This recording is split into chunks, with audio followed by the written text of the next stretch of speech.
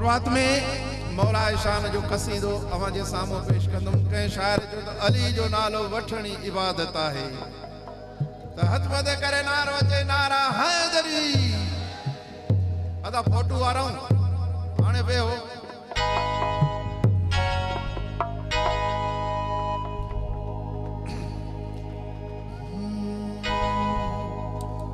मुझे तरफाली वाला मुझे तरफाली वाला मुझे तरफाली वाला मुझे तरफाली वाला मुझे तरफाली वाला मैं दर्जे हुबदार दर्जे हुबदार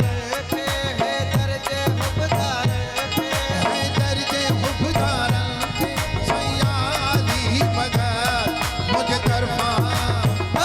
अली तरफाली वाला सयाली मगर मुझे तरफाली वाला सयाली मगर